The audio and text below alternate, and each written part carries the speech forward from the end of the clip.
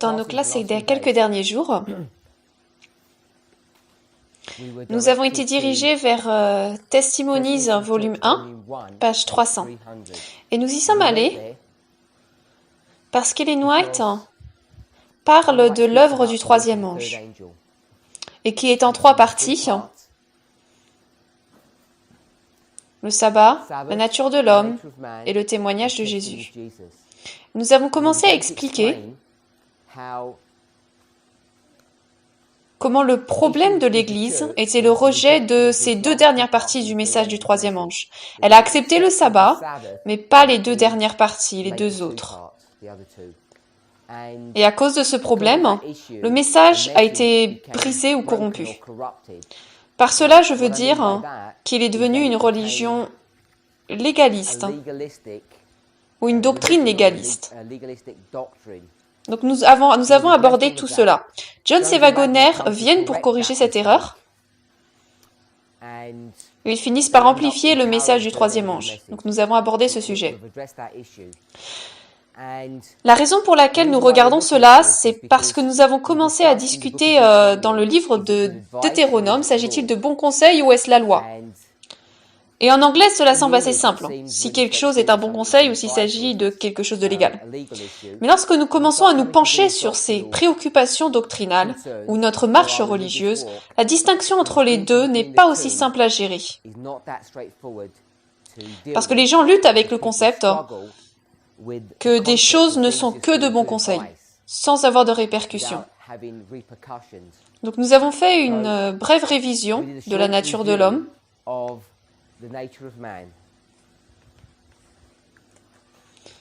Désolé, les gens ont écrit sur le tableau, ce n'était pas moi.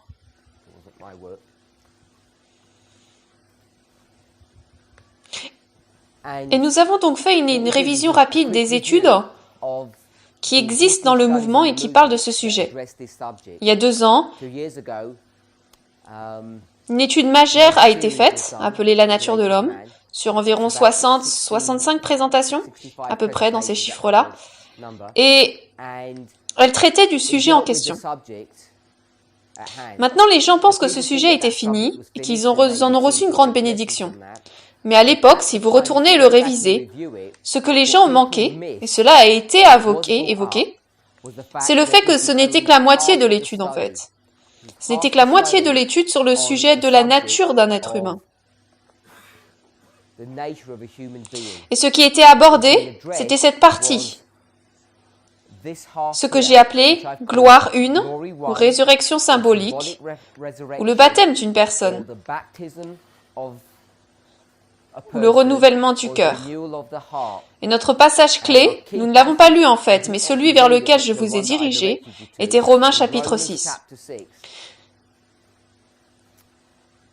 Et je dis que cela était la moitié de l'étude qu'il vous faut faire si vous voulez aborder ce sujet. L'autre moitié, c'était celle-ci. Et notre passage clé était 1 Corinthiens chapitre 15. Je n'ai donné le chapitre parce que je voulais que vous voyiez le contexte. De nouveau, je n'ai pas lu le chapitre, c'est un long chapitre. Il y a tellement de choses qui y sont présentes et qui sont importantes pour nous.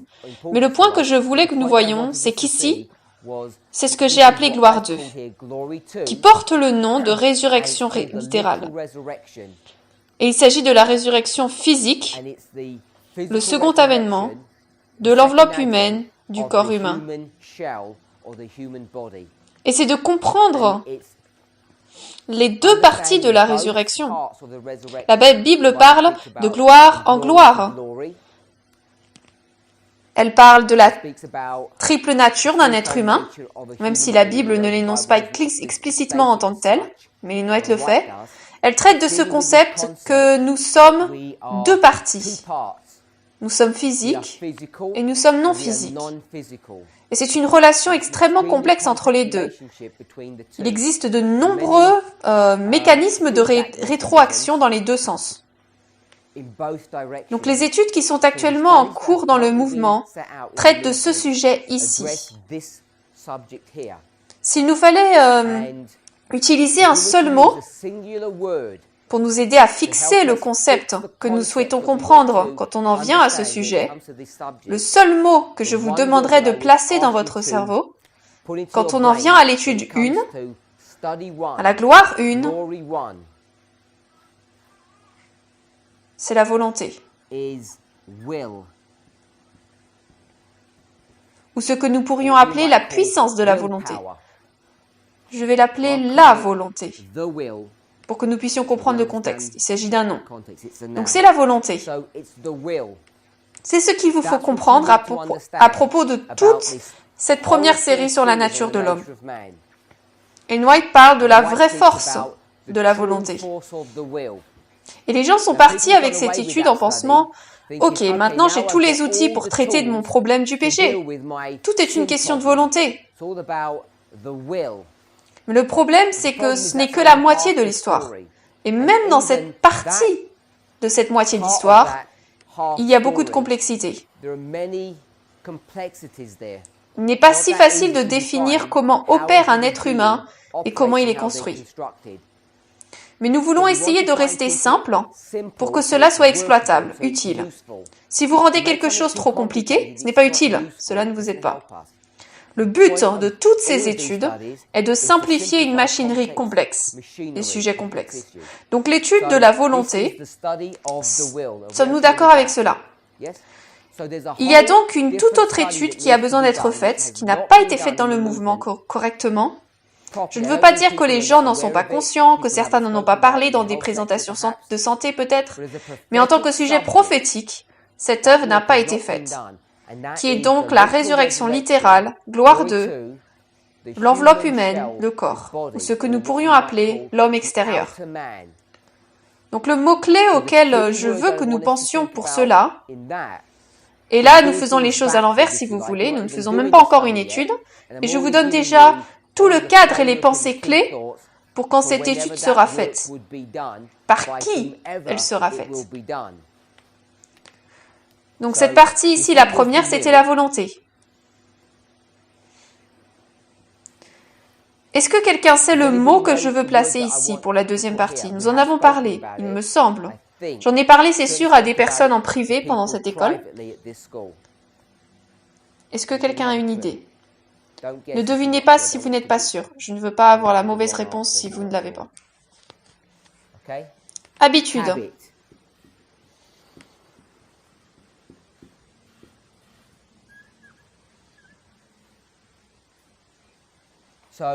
Donc il y a deux choses qu'il nous faut considérer quand nous discutons de l'être humain. La volonté et l'habitude.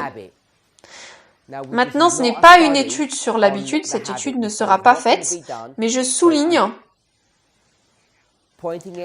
que c'est là le cadre de ce qui doit être considéré afin de faire une étude complète sur la nature d'un être humain. Et je crois que c'était en conversation privée, je ne me souviens pas si nous l'avons fait en classe, cette étude était tout appelée la nature de l'homme. Qui est l'homme? C'est qui cet homme? Quel homme était-ce? Non pas sa description, mais quel homme était-ce? L'homme intérieur? Je veux son nom. Adam? Christ. Le point est donc, s'agit-il de votre nom? De mon nom? D'Adam, d'Ève, ou alors tout fonctionne de la même manière. Et les gens ont manqué ce point. Donc là, c'est un titre générique, homme. Si vous allez dans 1 Corinthiens 15, quelle est la logique fondamentale que Paul va utiliser pour développer son argument? Frère Rogers, quel est l'argument fondamental qu'il va utiliser? Adam 1 et Adam 2. Adam 1 et Adam 2. Quelle est la différence alors? Il n'y a pas de différence. C'est le point là. Il peut les utiliser de manière interchangeable. Nous le savons parce que c'est quoi leur nom? Adam. Il a changé le nom de Christ en Adam. Adam 2. Maintenant, il y a certaines comparaisons et certains contrastes. Mais essentiellement, ils sont la même personne. Donc cela aurait tout aussi bien pu être appelé la nature de Christ. Et cela devient important parce que l'Église ne comprend pas l'humanité de Christ, à quoi elle ressemble, comment elle est assemblée. Pourquoi est-ce que nous examinons même tout cela? Sœur Emma, pourquoi regardons-nous cela? En dehors du fait que Deutéronome nous présente ce sujet, en dehors de la problématique du bon conseil. Comme il est dit dans Deutéronome, « Soyez bons ». Et les gens répondent, « Mais je ne veux pas être bon ». Donc, quelle sera alors la punition? Vous ne pouvez pas punir quelqu'un de ne pas être gentil, n'est-ce pas? Vous ne savez même pas ce que bon veut dire. Pourquoi avons-nous regardé ce sujet en dehors de ce problème?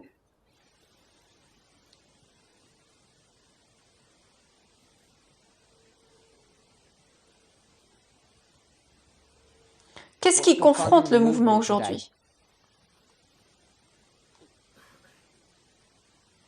Ce mot laid ou beau, selon ce qu'est le point de vue de chacun.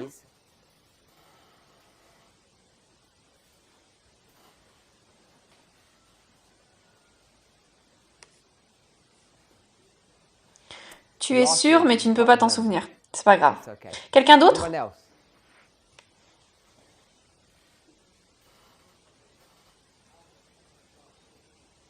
Sœur Emma? Comment abordons-nous les vœux, ces 4 vœux? C'est là le sujet de conflit entre 2 visions du monde apparemment. Les conservateurs et les libéraux. Le libéralisme. Que pouvons-nous porter?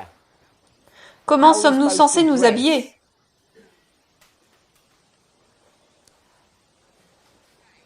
Aujourd'hui, nous sommes dans une toute nouvelle dispensation.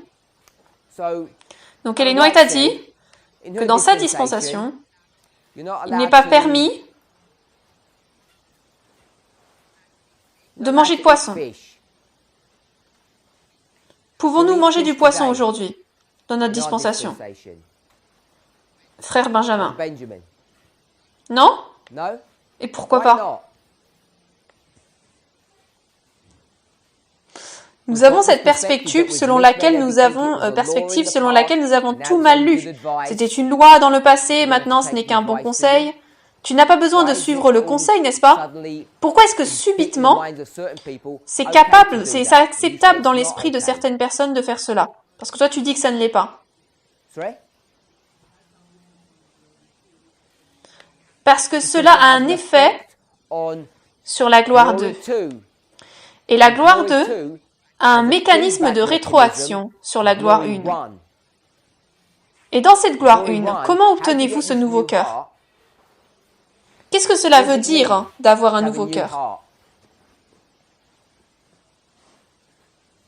Qu'est-ce que cela veut dire si vous avez un nouveau cœur? Il y a différentes manières de l'exprimer, mais nous voulons toujours nous rappeler que quel que soit notre sujet, sur presque tous les thèmes, il y a différentes manières d'aborder ou de conceptualiser ce sujet sous considération. Nous avons fait cela avec le premier ange, souvenez-vous? Nous l'avons fait avec le 3e ange. Il y a plusieurs façons de le voir. Pour certains plus, pour d'autres moins. Donc qu'est-ce qu'un cœur nouveau? Comment est-ce que cela fonctionne? Une vie sanctifiée? C'est une réponse. Une vie sanctifiée. Une autre façon de le voir. Vous pouvez me donner le verset biblique ou juste le concept. Soyez rapide. C'est juste un point que je veux faire en passant. Un changement d'habitude. Pas un changement d'habitude. C'est trop loin là sur le chemin. Juste quelque chose de simple. Qui soit techniquement correct, ça doit l'être. Une meilleure compréhension de la vérité. Comment peux-tu mieux comprendre la vérité? Où la vérité doit-elle être pour que tu la comprennes mieux? Doit-elle être loin ou près de toi? Près de toi. Ça ressemble à une parabole. Tu avais la vérité et qu'en as-tu fait? Qu'est-ce que tu as fait avec la vérité? Tu l'as jetée près de la personne et maintenant elle est près de toi. Et maintenant qu'est-ce que tu peux faire? Vérifier la vérité parce qu'elle est près de toi. Et que vas-tu faire? Te comparer à la vérité. Donc la vérité doit être près de toi. Pas près de toi littéralement. Où est-ce qu'elle doit être en fait? Dans ton cœur. Pourquoi? Elle s'établit... Qu'est-ce que tu as dit avant? Tu avais dit meilleure compréhension ou discernement. Compréhension. Il a utilisé le mot comprendre. La seule manière dont vous pouvez comprendre la vérité, c'est si la vérité est près de vous. Si elle est loin, vous ne pouvez pas la voir. Pour comprendre la vérité, que vous faut-il comprendre? Il vous faut comparer deux choses. Qu'allez-vous comparer? La vérité et vous-même. Vous ne pouvez pas comparer la vérité et vous-même s'ils sont éloignés. Vous devez amener la vérité près de vous. La définition d'une parabole, c'est de jeter quelque chose près d'eux. Nous devrions tous connaître cette définition grecque de parabole. J'espère que c'est le cas. Jeter près. Le but est qu'ainsi vous puissiez comparer. Donc cette compréhension réside, on va juste dire, dans le cœur. Vous avez donc besoin de la loi dans votre cœur, on va l'appeler la vérité. Quand elle est là présente dans votre cœur, alors vous pouvez commencer à avoir une compréhension de ce qui se passe. Et c'est une comparaison et un contraste entre vos actions et la vérité, on pourrait dire la loi. Donc elle a besoin de résider dans votre cœur. C'est cela une définition classique d'un cœur nouveau, n'est-ce pas? J'écrirai mes lois dans leur cœur. C'est une nouvelle alliance. Oui? Le nouveau contrat, le nouvel accord. Est-ce la fin du nouvel accord-là? Non, c'est la partie 1 du nouvel accord. Quelle est la deuxième partie de ce nouvel accord? De nouveaux corps. À l'époque de Christ, ils l'ont à l'envers. Que veulent-ils? Ils veulent de nouveaux corps, ils veulent la gloire d'eux, ils veulent toutes ces choses visibles. Sans cela, la partie 1, ils veulent passer cette partie. Une autre approche, une perspective supplémentaire de ce à quoi ressemble ce nouveau cœur. Nous en avons fait 2 jusque-là. Quels sont les 2 qu'on vient de faire? La loi dans le cœur, c'est le classique. Le premier qu'on a eu, c'était la sanctification. Un autre? Je ne me souviens plus de la page, mais on le trouve dans Foyer chrétien, je crois. Je suis presque sûre que c'est Foyer chrétien. Qui porte entièrement sur l'étude qui a été faite ici sur la gloire 1. Quel est le problème quand on traite de ce sujet? C'est sur le tableau. Quel est le problème? La volonté? Y a-t-il un problème avec la volonté? Frère Rogers, y a-t-il un problème avec la volonté? Il n'y a pas de problème avec la volonté. Quel est le problème alors? Pardon. Je t'entends pas. Le problème, c'est l'exercice de la volonté. L'exercer. L'exercice ne veut pas dire la fortifier, mais cela veut dire la mettre en œuvre. Qu'est-ce qui nous empêche de faire cela? Qu'est-ce qui empêche la volonté d'être exercée? Les passions inférieures. Donc vous avez là l'indice. C'est quoi cela ici? Les passions inférieures, c'est l'indice que je viens de vous donner. Quel est le problème?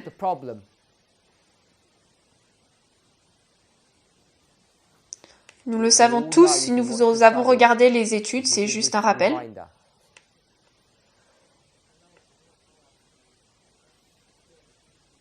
Le gouvernement. Les passions inférieures gouvernent. Est-ce que c'est assez d'indices? C'est quoi cela, là, le cœur? Comment est-ce que cela se passe? Les passions inférieures, où vivent-elles? Elles vivent dans le corps, mais plus particulièrement. Ici, dans le cœur. Elles vivent ici. Que doit-il leur arriver? Que font-elles quand elles y sont déjà? Elle a utilisé le mot gouverne, Qui gouverne? governs? Est-ce que c'est un comité? Non, pas qui gouverne les puissances inférieures, mais qui gouverne. Il y a 3 formes de gouvernement de manière basique. Quelles sont les 3 formes de gouvernement? La monarchie, Monarchy, la démocratie, democracy, une dictature.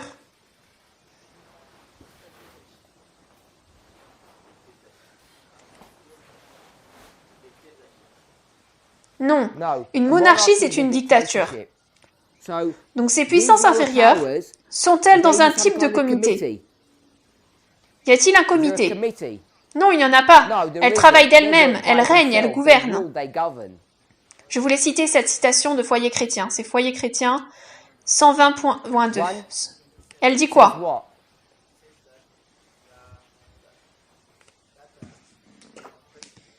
Paraphrase. C'est que les puissances inférieures ont leur siège dans le corps.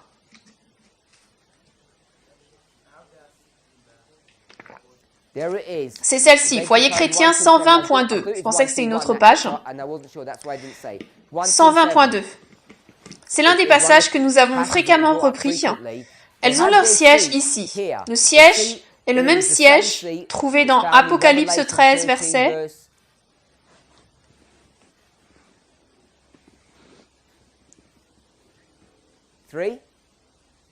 2. Apocalypse 13, verset 2. Il lui a donné la puissance, le siège et une grande autorité. Un siège, c'est quoi? C'est un trône. Et où s'assied? Qui s'assied là? Un roi. Et un autre mot pour roi? Dictateur. Il dirige tout où elle le fait. Il règne. Donc il y a ce siège ici, dans le cœur. Que se passe-t-il quand vous avez un nouveau cœur? Que devient ce siège? Il change. Vraiment? Qui a dit qu'il changeait? Est-ce que le siège change? Est-ce que le siège change? Oui. Le siège change? La Rome païenne se déplace de la ville de Rome vers où? Ne l'aidez pas. Constantinople. Quand elle s'est déplacée de Rome à Constantinople, a-t-elle laissé son siège à Rome? Oui. Qu'a-t-il laissé d'autre à Rome, à part son trône?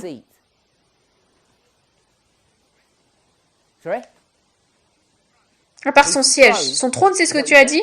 Le siège, c'est le trône. Qu'a-t-il laissé d'autre? Qu'est-ce qui fait d'un siège un trône? Tu dois parler plus fort, ma sœur. Quand quelqu'un gouverne, qu'est-ce qui te donne l'autorité visible de gouverner?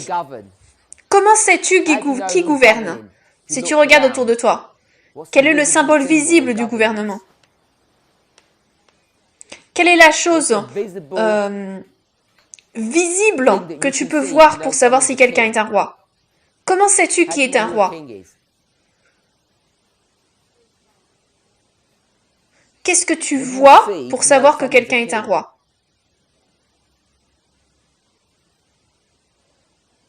Ma sœur, comment sais-tu que quelqu'un est roi? Il porte une couronne. Qu'est-ce qui fait d'un siège un trône? Ma sœur, qu'est-ce qui fait d'un siège un trône? Qu'est-ce qui fait d'un siège normal un trône? Tu m'as donné la réponse. Tu viens tout juste de me donner la réponse.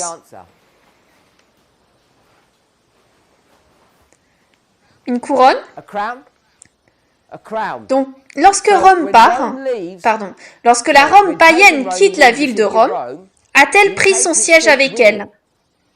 Non. Qu'a-t-elle laissé? Le siège. Quel siège est-ce? Le trône. Si c'est le trône, qu'est-ce qui est resté avec le siège? La couronne. Qu'est-il écrit sur la couronne? Quel titre a-t-elle? Qu'est-il écrit sur la couronne? Il vous dit à qui appartient la couronne, n'est-ce pas? comme une like a inscription. label.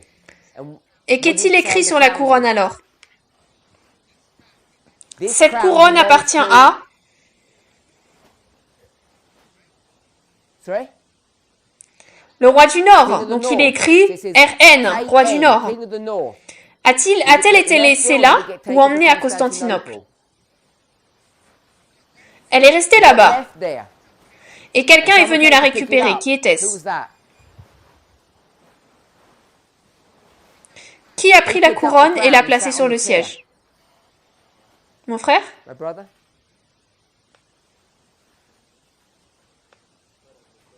Tu n'es pas sûr de la Answer question? the question. Répétez la question? Repeat the question. Non, No, je n'ai pas assez de temps. not enough time. Quelqu'un Someone d'autre qui else connaît who la knows the réponse. answer. Qui a récupéré la Pick up couronne? the throne, the crown. La papauté. Papacy did. Le pape a The dit, je Pope vais said, "I'll take enlever my mon hat off, chapeau, put this hat mettre on, ce chapeau-là, or ou put le it mettre on top of par-dessus my mon hat, chapeau, so pour I que can je wear a porte un double double hat chapeau, and et sit je vais on the m'asseoir sur chair." le siège. So here it Donc is, voilà, the le siège chair est là, is c'est here, un it's a trône. throne. Il n'est It pas doesn't ôté, get il taken reste away, là. it stays there. Est-ce que la couronne Does the reste? crown remain? Oui. Yes. Quelqu'un va être Someone's gonna get expulsé. kicked out. Who Qui est gets kicked expulsé out of ici? here? Les puissances No inférieures. powers. Qui s'assied Who sur le sits on the siège et met la seat and couronne? puts the crown on? Les puissances supérieures. Non, No. c'est Christ. Christ does. Christ vient et fait Christ cela. comes and does that. On est OK? We okay? Il y a différentes Okay, so manières de various considérer ways of cela. looking at this. Si Christ Christ s'assied sits sur on le the trône et throne qu'il and he dise says, « Je ne I'm not partage sharing ce this throne with trône avec everybody. personne », que What does he devient-il? become? Un dictateur. Dictator. Je ne sais pas pourquoi nous Then why do you pensons think qu'une dictatorship dictature is c'est un an mot ugly hideux. word? Okay? Donc So, qu'est-ce qu'Ellen White dit à Ellen propos White des says, what habitudes? about habits? Quelle est What's cette the famous citation quote Ellen célèbre White où talks Ellen about White parle habits? What does d'habitude? she say?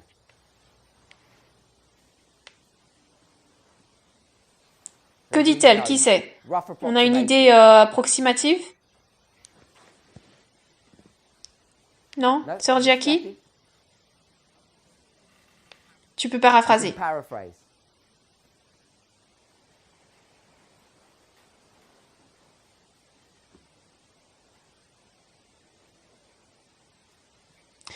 Quand vous When faites you quelque do chose, something beaucoup, a lot, fréquemment, frequently, cela devient... it becomes. Vous répétez quelque chose souvent et cela devient une habitude.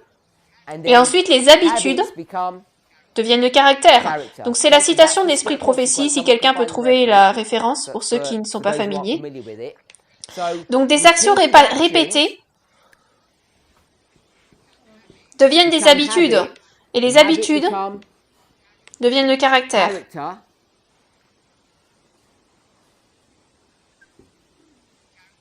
Et le caractère, c'est quoi?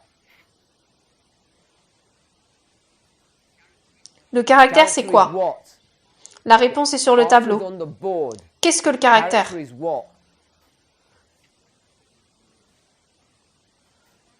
Quelqu'un a dit? La gloire 1 ou la gloire 2? Est-ce que tu peux toucher cela, ta main? Oui.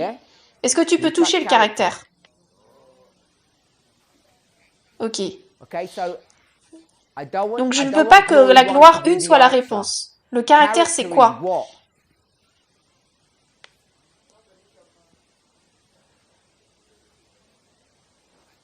J'ai posé la question il y a quelques instants. J'ai demandé, donnez-moi les différentes descriptions de cette chose. Quelles étaient les différentes descriptions que nous avions? Une vie sans la sanctification? Non, la loi dans le cœur. J'ai la citation. J'ai la citation. Dans un instant. Mais là, Christ sur le trône. Nous avons regardé de 3 manières le même sujet. Sommes-nous OK?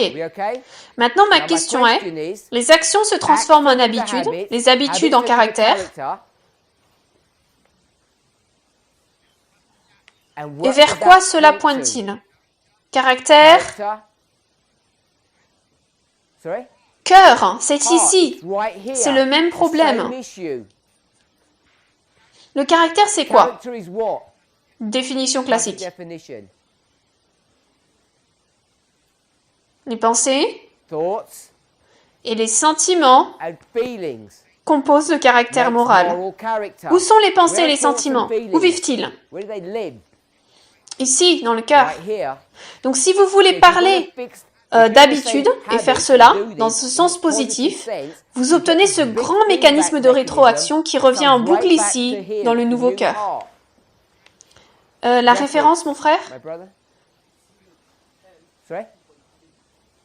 CHL CHL. 60.3. That sounds like page.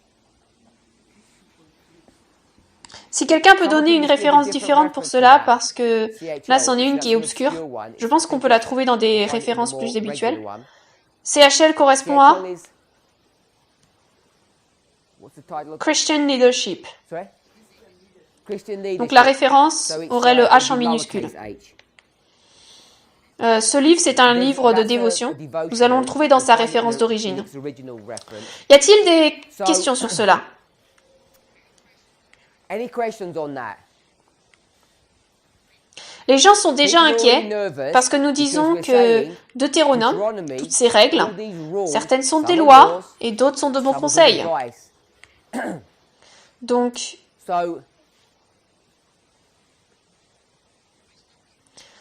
lorsque nous commençons à parler de lois et de bons conseils, qui est le juge de ces sujets, de cette problématique? Je vais vous donner le choix. Les deux choix, c'est vous ou Dieu. Donc nous commençons à parler de loi et alors qui est le juge? Qu'est-ce que tu as dit? J'ai dit vous.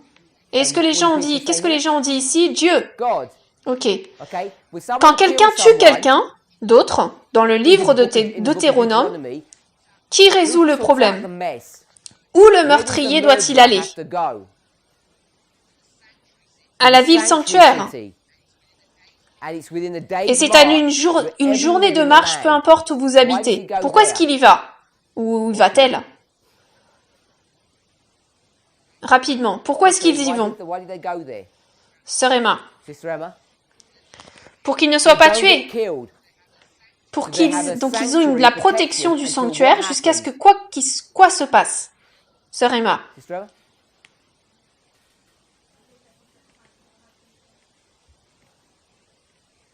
Jusqu'à ce que le verdict soit donné. Jusqu'à ce que leur affaire soit soulevée par les juges et qu'ils déterminent ce qui a mal tourné. Il s'agit donc premièrement entièrement de personnes humaines. On est d'accord avec ça? Tous les jugements, tous les problèmes de loi portent tous sur des humains. Donc lorsque nous commençons à parler de bons conseils, ce que nous avons fait, c'est la chose suivante. Nous avons dit, ok, ne mangez pas d'œufs, ils sont très mauvais. En fait, les œufs sont très mauvais pour vous, vous ne devriez pas en manger. Mais si vous mangez un œuf, j'ai vu mon frère là-bas prendre un œuf en douce l'autre jour, le cuire, il a mangé, et personne n'a vu, mais j'ai remarqué qu'il le mangeait. Que va-t-il se passer pour la personne? Dieu va regarder d'en haut et dire, regarde cette méchanceté qu'il a faite. Dans cette école, il a mangé un œuf. Nous devons régler ce problème, n'est-ce pas? Parce que nous ne sommes pas censés manger des œufs. Nous sommes les 144 000. Donc, qu'est-ce qui va se passer? Nous ne pouvons pas tuer la personne, n'est-ce pas? Donc, qui va tuer la personne pour avoir mangé l'œuf? Dieu. Quand? Au dernier jour, on va dire les derniers jours. À un moment donné dans le futur, il va tuer la personne pour avoir mangé un œuf. C'est ainsi que nous traitons ce sujet, parce que nous transformons tout en loi. Quelqu'un doit mourir. Maintenant, devrions-nous faire cela? Est-ce que c'est une bonne méthodologie? Non. Quelle est la méthodologie que nous devrions utiliser en un mot qui commence par P? Prophétique? Non. Le roi du Nord et le roi du Sud le font tout le temps. Pratique? Non, pas la pratique.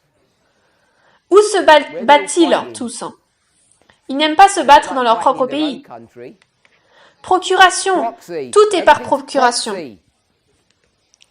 La loi The law et le jugement and du the péché judgment sont of par sin procuration. is proxy. On est d'accord Do you avec ça? agree with that?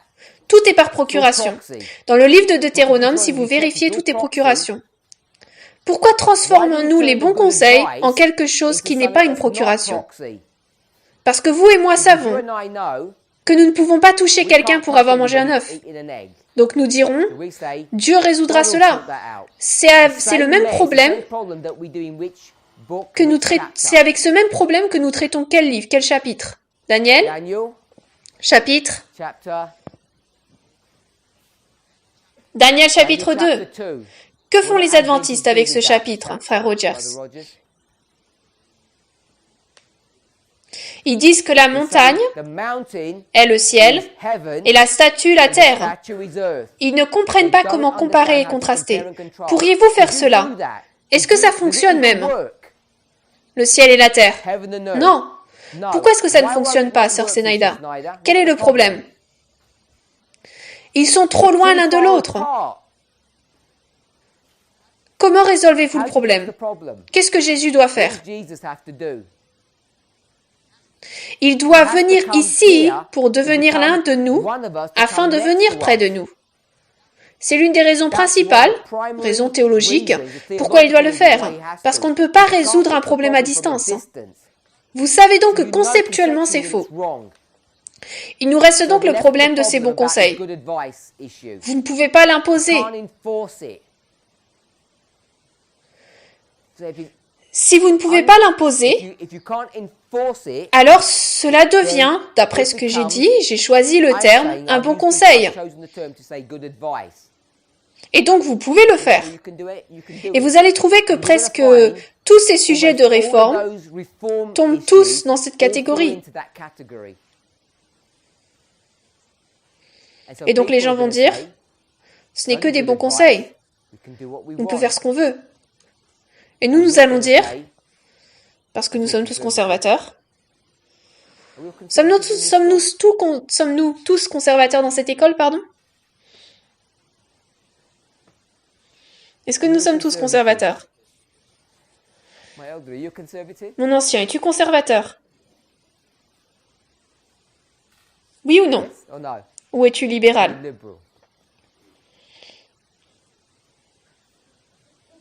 Ok, donc mon ancien est un libéral, mais il est au milieu de nous, donc il ne peut pas montrer ses couleurs, il doit dire qu'il est conservateur. Est-ce que c'est ce que tu fais, bref, frère Benjamin? Es-tu un libéral dans l'âme, mais tu dois donner le point de vue conservateur? Lequel? Tu n'es même pas sûr de ce que tu es? Frère Wilson. Qu'est-ce que tu es? Conservateur ou libéral? Tu es libéral? Quelqu'un d'autre? Conservateur. Il l'a dit avec fierté. Fier d'être un conservateur. Tu es au milieu? Donc selon Apocalypse 3, tu es tiède. Désolé, non, il voulait dire qu'il était équilibré. C'est ce qu'il voulait dire, équilibré. Ne pas être extrême. Donc, cette problématique confronte ce mouvement parce que nous ne comprenons même pas ce qu'est le libéralisme et ce qu'est le conservatisme. Et ça a dégénéré en quoi? En eux. Et vos vêtements. C'est ainsi qu'on le définit. Et est-ce que c'est ce que nous sommes censés faire? Non. D'où est-ce que nous avons tiré cette idée d'ailleurs? Directement du monde. Nous sommes trop nombreux à avoir regardé le monde pendant si longtemps que nous en sommes devenus mondains. Et nous voulons masquer cette mondanité et l'appeler libéralisme. Le problème, c'est que la mondanité n'est même pas le libéralisme aujourd'hui, c'est quelque chose d'autre. Nous avons déjà défini cela. Donc lorsque ce mouvement a commencé à parler du libéralisme, et à déverrouiller le cadenas quand on l'a enlevé, ouvert la boîte et que toutes ces choses sont sorties, qu'est-ce qui est sorti? Est-ce que c'est une paire de boucles d'oreilles qui sont tombées et nous avons dit « Oh, elles sont belles, on va les mettre ». Ou alors « Oh, tiens, ça c'est beau, rouge à lèvres. Il était enfermé dans la boîte depuis si longtemps, il me manquait. » Est-ce que c'est ce qui est sorti de la boîte? Non. Qu'est-ce qui est sorti? C'était une paire de pantalons de femmes. Une paire de pantalons de femmes est sortie de cette boîte et nous sommes devenus confus. Parce que quand vous cherchez le pantalon, que voulez-vous avec? Une paire de boucles d'oreilles et du rouge à lèvres. Nous pensions que c'était le package. Qu'est-ce qui est sorti encore de cette boîte? Un beau certificat qui a dit quoi? Les hommes sont égaux aux femmes. Sister X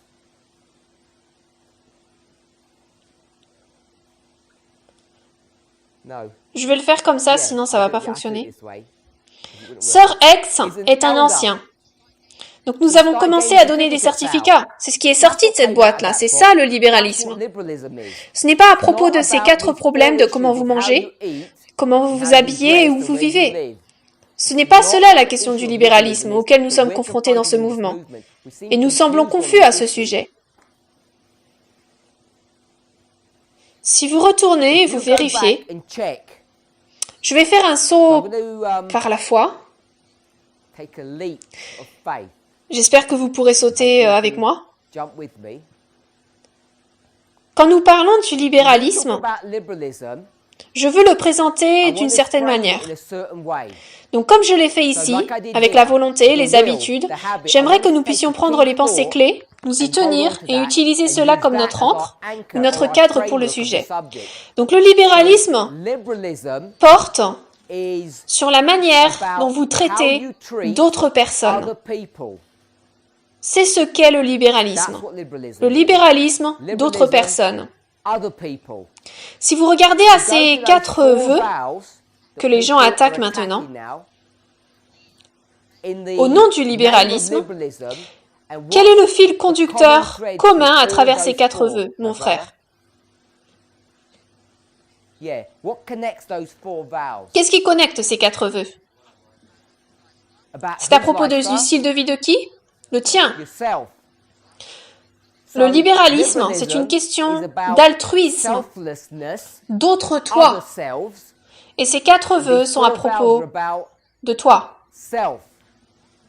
Donc ce que nous avons fait, c'est de changer un message altruiste en un message égoïste et de mélanger les deux à causer ce fanatisme qui est entré dans notre mouvement. Et la raison pour laquelle il est entré, c'est parce que les gens ont, par erreur, je vais le dire d'une manière laide, ils ont trompé le mouvement au nom de la méthodologie. Donc le fanatisme est entré dans le mouvement à travers le déguisement de la méthodologie. Mais ce n'est pas la méthodologie, c'est de l'égoïsme pur. Et je ne le pense pas de manière méchante, égoïsme.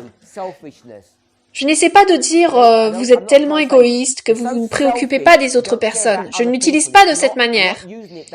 Mais c'est tout à propos du moi. Mais ces changements qui se sont produits, si nous pouvons les appeler le message du cri de minuit, n'ont jamais porté sur vous-même. Ils sont à propos d'autres personnes. Donc ce n'est pas altruiste dans le sens où vous ne vous souciez pas des gens. Ce n'est pas à propos de cela. Je n'utilise pas égoïste et altruiste dans le cadre moral que nous tendons à prendre. Mais il s'agit en fait de la façon dont vous conceptualisez votre relation avec les autres. Comment vous les voyez? Les outils qui nous ont été donnés, le principal, c'était une paire de pantalons de femme. Et quand cela s'est passé, les choses ont commencé à mal tourner. Parce que les gens s'attendent à ce que toute une tenue sorte. Si vous voulez faire cela.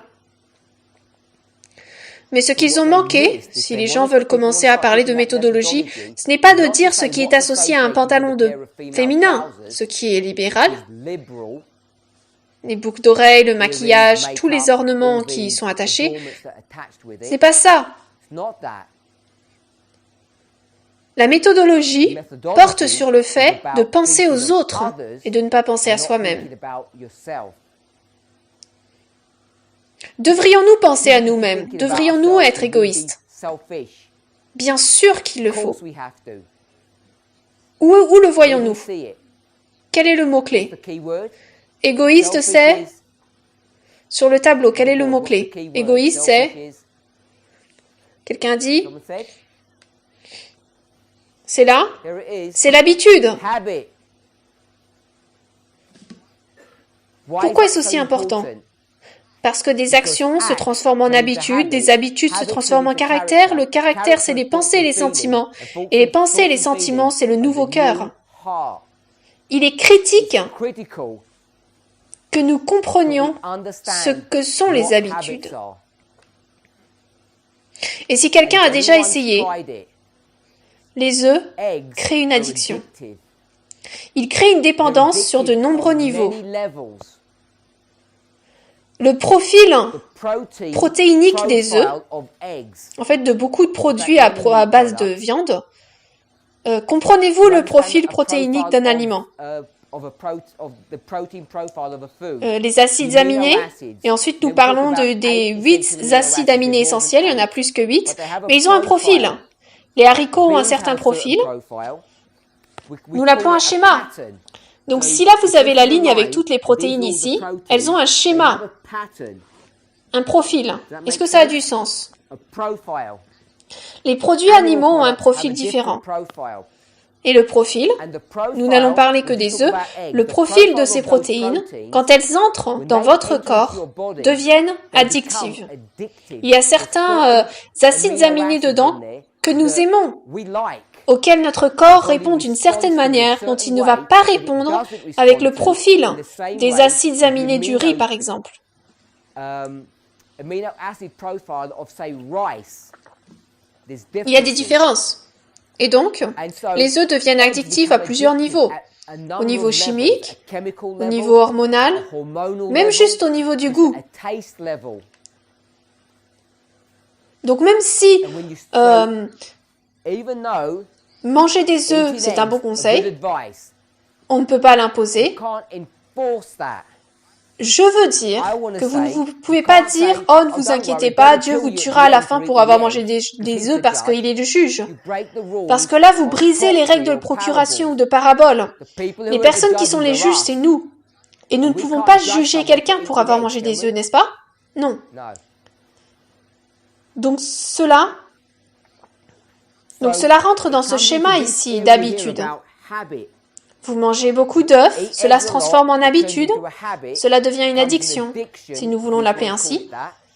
Cela change votre caractère, qui sont vos pensées et sentiments, et il commence à vous affecter ici au cœur. C'est pour cela qu'Ellen White dit que si vous mangez de la viande, vous deviendrez animalisé. Si vous avez entendu cette phrase, je crois que c'est le mot qu'elle utilise, cela vous animalisera. Et c'est hyper spiritualiste, si vous y réfléchissez. Parce que vous dites en fait que si vous ne faites pas attention, vous prenez sur vous l'esprit de la vache. La vache avait un esprit, vous prenez son esprit. Ce n'est pas le mécanisme, puisque c'est une compréhension, ça, New Age. Et je ne dis pas que c'est une sorte de compréhension maléfique. C'est le New Age, ou la conception d'une vérité par une fausse religion. L'action, vous mangez la viande, vous le faites assez souvent pour que cela devienne une habitude. Cela change votre caractère c'est vos pensées et sentiments, et il commence à être changé au niveau du cœur, ce qui est tout spirituel. Donc l'animalisation d'un corps humain, parce qu'il continue à manger des produits animaux, est un phénomène de vie réelle. Mais ce n'est pas le fait que la vache avait un esprit et que vous mangez l'esprit de la vache. Ça, c'est un concept New Age.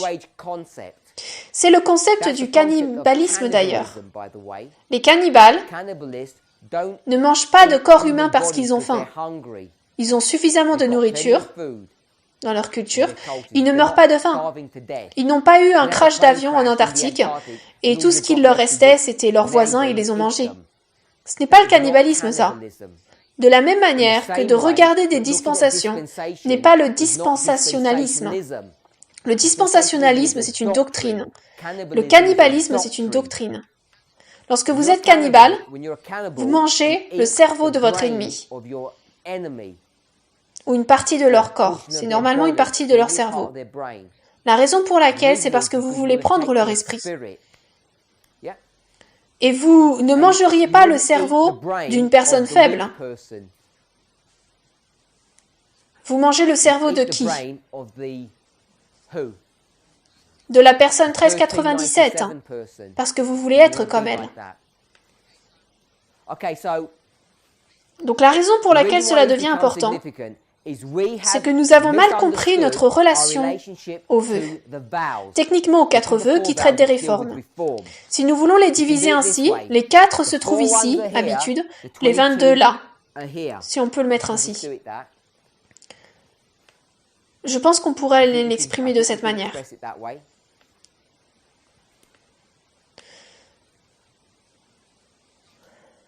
Donc même si c'est un bon conseil,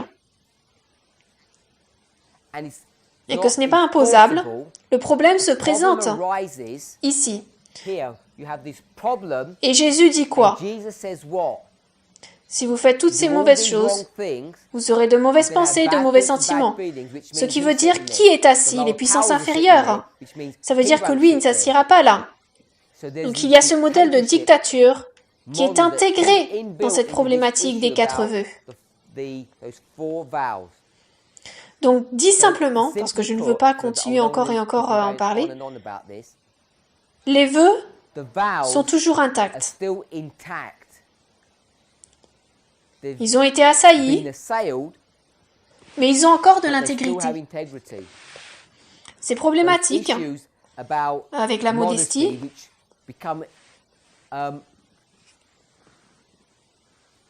Qu'on ne peut pas imposer parce que personne ne sait ce qu'est la modestie même. Qui sait ce qu'est la modestie? Comment pouvez-vous le dire? La modestie est dans l'œil de celui qui la regarde. Je porte une paire de boucles d'oreilles modestes. Et moi je dis elles ne me paraissent pas modestes. Et vous dites bien qu'en comparant à ces grands anneaux que quelqu'un d'autre porte, elles ont l'air plutôt modestes. Je dis oui, elles n'ont pas l'air aussi mauvaises. Donc tout le monde sait qu'il y a des degrés d'immodestie. Mais ce n'est pas définissable.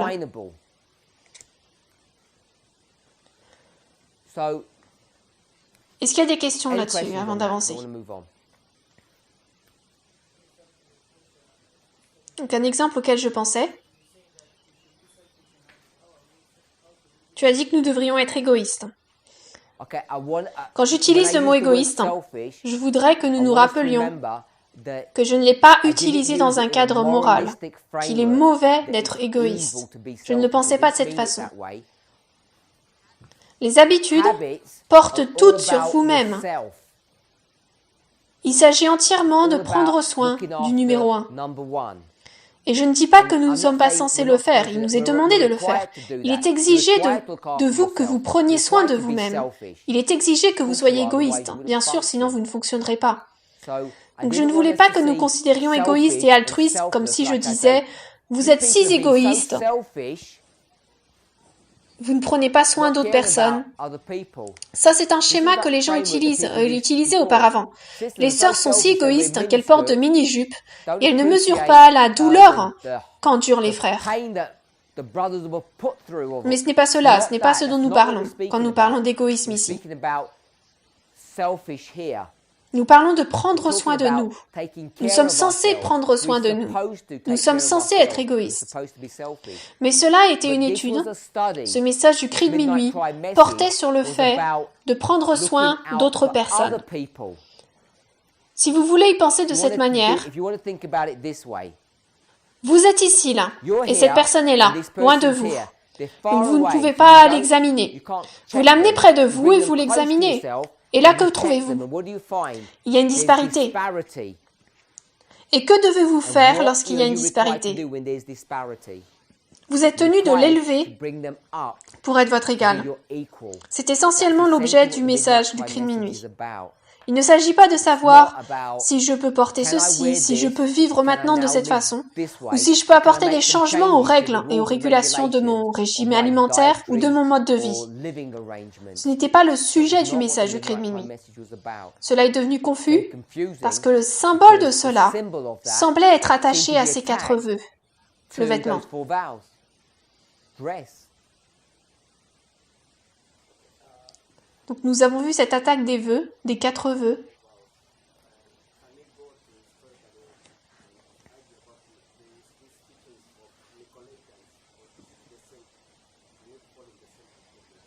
Je ne I pense don't pas. think so. Je pense que le I think peuple, the people, et je ne veux pas I don't lire wanna dans le read cœur into des gens parce people's que je n'ai hearts pas la because I don't have the capacité de le ability faire. to do Je that. ne sais I pas don't know pourquoi ils why font they're cela. doing this. Je ne dis I'm pas not que ce saying n'est it's pas not une an étude objective objective. study. Je n'essaie I'm pas not d'en trying to déduire que infer les seules that the only personnes qui people en who are parlent talking about sont this toutes are celles the qui people aiment who secrètement secretly les œufs love eggs. et que c'est leur And this is excuse, their qu'ils ont excuse. trouvé They un found argument pour en manger. found an argument to eat that. Je ne suggère pas cela. I'm not suggesting that. Donc je ne veux pas So I don't suivre wanna cette go route down, that route to say de that dire essentiellement essentially ils they're sont de gonna be mauvaises bad personnes. people. Si c'est This juste is une a étude doctrinal doctrinale, study. je pense I que think ce n'est it's pas la not bonne the right méthodologie. methodology. C'est le niveau auquel je veux le That's laisser. the level that I wanna leave it at. Et And c'est amusant. Quand une personne dit quelque chose, parfois je ne réalise pas ce qu'elle dit. Je ne voudrais pas utiliser le mot attaque. Les gens n'attaquent pas ces vœux, et je soupçonne que j'ai probablement dit cela au cours de cette conversation. Et je ne veux pas le dire dans le sens que les gens ont une haine envers ces choses, qu'ils ne voient pas le bon sens à suivre un régime végétalien ou à vivre d'une manière raisonnable dans un endroit décent. Quelqu'un avait la main levée. Je voulais demander, est-ce qu'un bébé est né avec un cœur nouveau?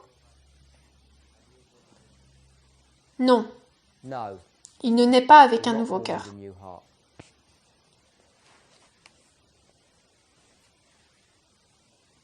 Est-ce une réponse suffisante ou en veux-tu davantage?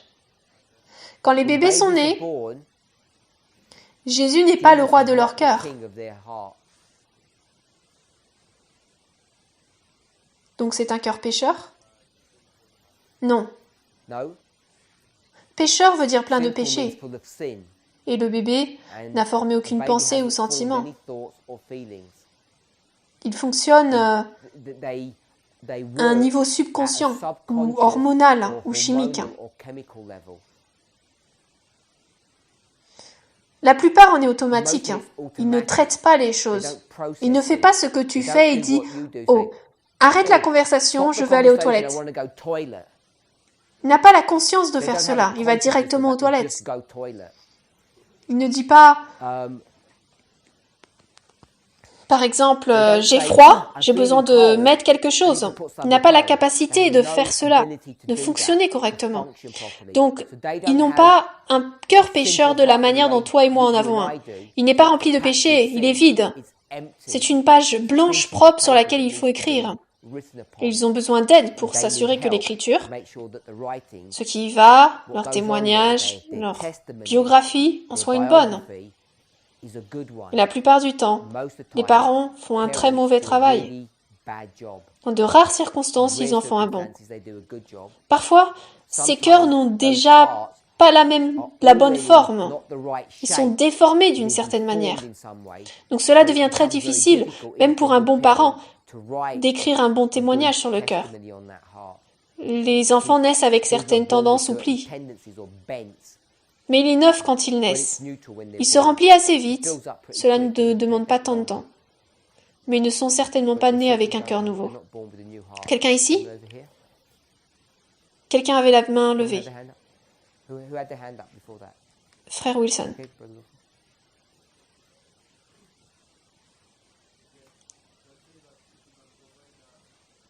Tu as demandé si nous pouvions donner un verset ou une citation de l'esprit de prophétie à propos du nouveau cœur, et j'en ai une de message à la jeunesse, où il est parlé du nouveau cœur.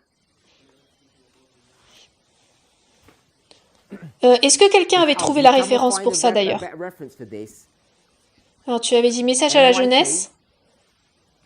70.3 en français. 72.1. Vas-y, Go ahead. lis fort. Read loud. Quand Jésus parle du cœur nouveau, il veut dire l'esprit, la vie, l'être tout entier. Avoir un changement de cœur, c'est retirer les affections du monde et les attacher au Christ. Avoir un nouveau cœur, c'est avoir un nouvel esprit, de nouveaux buts, de nouveaux motifs. Quel est le signe d'un cœur nouveau ? Une vie changée. On meurt chaque jour, chaque heure, à l'égoïsme et à l'orgueil.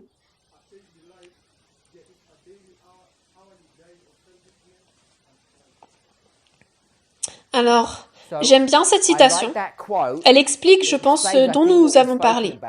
La citation est intacte, mais ce que j'aimerais faire, c'est juste enlever les deux derniers mots utilisés là, qui étaient égoïsme et orgueil. Parce que je ne voulais pas avoir cette discussion et mettre une étiquette sur mes frères et sœurs qui luttent avec ce sujet et dire qu'ils sont égoïstes et orgueilleux, parce que je ne crois pas qu'ils le sont. Mais la citation est intacte, bien évidemment. Je n'essaie pas de lutter contre la citation.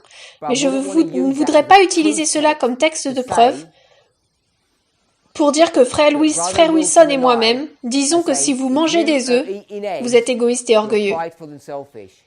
Ce n'était pas le but de cette étude, et ce n'est pas la raison pour laquelle il a trouvé cette citation. C'était à cause de la partie qui venait avant. C'était plus par rapport au mécanisme, ou à la théologie, ou à la méthodologie de comment cela fonctionne. Ce n'est pas que vous êtes égoïste. Donc si tu peux la relire, enlève la partie égoïsme et orgueil, parce que je veux que nous voyions le mécanisme et les boucles de rétroaction dont elle parle, lesquelles je pense sont en accord complet, ou non, nous sommes en accord complet avec ce qu'elle dit. S'il te plaît. Quand Jésus parle du cœur nouveau, il veut dire l'esprit, la vie, l'être tout entier. Avoir un changement de cœur, c'est retirer les affections du monde et les attacher au Christ. Avoir un nouveau cœur, c'est avoir un nouvel esprit, de nouveaux buts, de nouveaux motifs. Quel est le signe d'un cœur nouveau ? Une vie changée. Merci. Donc je pense que c'est en accord complet, sans prendre le texte, l'analyser, prouver et vous montrer que c'est le cas. J'espère que vous pouvez en apercevoir quelques reflets. De ce côté, quelqu'un avait un commentaire. Question. Je n'ai pas compris ta question.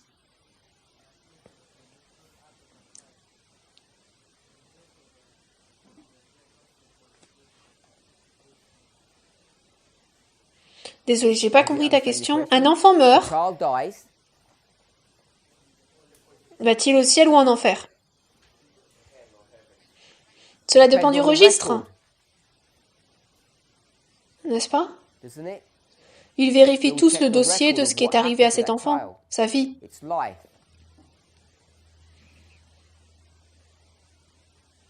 C'est une question légitime, mais je ne voulais pas y aller là. Le problème qui se passe, c'est qu'avons-nous ajouté ici, là ? Quel est le mot important sur cette ligne, dans cette phrase ? En relation avec sa question. Quelle est la règle 1 sur cette phrase ? Qu'est-ce que c'est ? 20 ans. Le problème d'un bébé, c'est qu'il n'est pas responsable. Il n'est pas responsable sur plusieurs niveaux. L'un d'entre eux, c'est le niveau hormonal, chimique. Le développement de son cerveau ne s'est pas produit.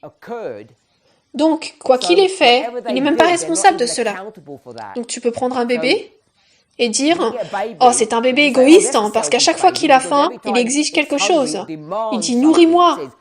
Je suis le centre d'attention, de l'égoïsme pur. Donc tu pourrais écrire sur son registre « C'est un enfant égoïste ».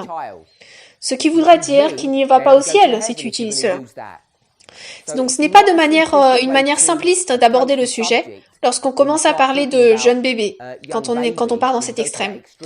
Parce qu'il n'y a aucune manière pour nous d'évaluer le problème de responsabilité.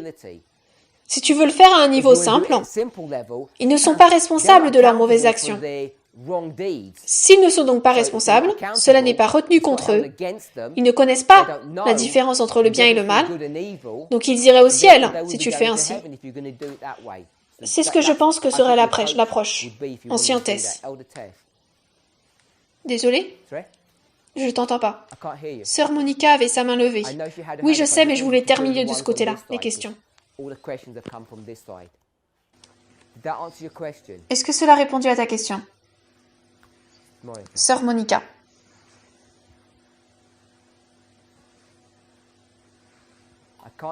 Je n'entends pas ce que tu dis, je suis désolée. L'attaque des 4 vœux. La mienne est à propos de l'ornement. La tienne est à propos de l'ornement? Quelle est ta question? Porter des bijoux. Tu as dit que c'était une attaque.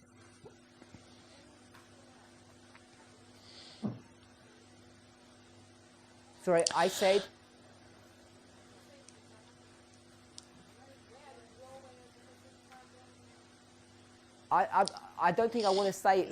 ne pense pas que je veuille le dire comme si je disais que c'était une attaque. Je ne pense pas que je veuille la formuler de cette manière. Donc, qu'en est-il du tressage des cheveux? Ta question est-elle à propos du tressage des cheveux? Oui. Donc, si tu veux aborder ce problème, et que nous allons dire le tressage des cheveux, existe-t-il un modèle standard de tressage? N'y a-t-il qu'une forme de tressage? Non. N'y a-t-il qu'une raison pour tresser? Non. Le problème est donc que cela devient un sujet ingérable, qui le place dans la catégorie de bons conseils, pas de loi.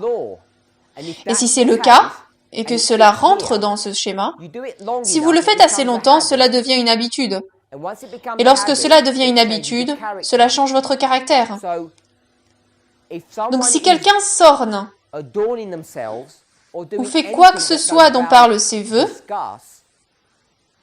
cela les affecte pour le bien ou pour le mal. Donc, si les gens veulent s'orner, s'ils veulent tresser, ou porter des bijoux, ou quelque autre sujet,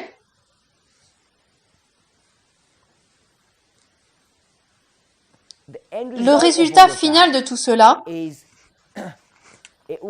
c'est que cela affectera le cœur.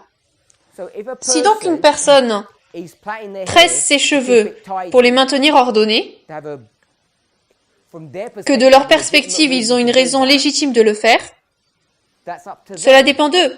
S'ils n'ont pas de raison légitime de le faire, que c'est en fait pour la glorification du corps humain, alors cela commencera à les affecter, ici au niveau du cœur.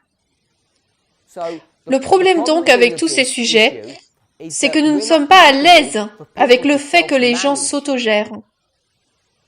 Cela devient alors un problème d'autogestion ou d'autodétermination. Et le problème auquel toute organisation va être confrontée, c'est la façon dont les gens ont une autodétermination sur ces questions en comparaison avec ce que la norme, ce corps ou Dieu voudrait que nous suivions. Les gens y voient une contradiction. Je ne pense pas que j'y vois une contradiction. Donc j'aime travailler sur des modèles simples que les gens peuvent ressentir. Donc je veux juste choisir le sujet des œufs. Donc Dieu dit que nous ne devrions pas manger d'œufs. Le vœu reflète cela, il dit ne mangez pas d'œufs. C'est un bon conseil. Si vous mangez des œufs, cela vous portera préjudice. Cela vous nuira à plusieurs niveaux. Cela vous nuira au niveau physique et au niveau spirituel. Nous pouvons le dire à cause de cette rétroaction. Nous ne comprenons même pas notre relation à la nourriture. Quand nous mangeons, comment nous mangeons, ce que nous mangeons. C'est tellement compliqué, aucun être humain ne comprend cela. Nous suivons uniquement les règles basiques. Donc la question est, pourquoi voudrions-nous faire quelque chose de nuisible? Dieu dit, ne le faites pas, ça ne sera pas bon pour vous. Donc, son Église, son corps, en accord avec ses directives, dit, ne faites pas cela. Donc si un individu dit, eh bien, peu m'importe ce que vous faites, ce que vous dites, ce qui veut dire qu'il ne se préoccupe pas de ce que Dieu dit, je veux le faire quand même. Il choisit de ne pas prendre garde conseil. Et c'est à lui de déterminer les conséquences de cela. Maintenant, cela vient d'être présenté sous une perspective rebelle, n'est-ce pas? De la manière dont je viens juste de le dire. Je viens de dire que la personne dit, peu importe ce que l'Église dit, je veux le faire quand même. Oui? Je vais dire la même chose. Il y a ces parents et leur récolte a échoué. Ils vivent au milieu de nulle part.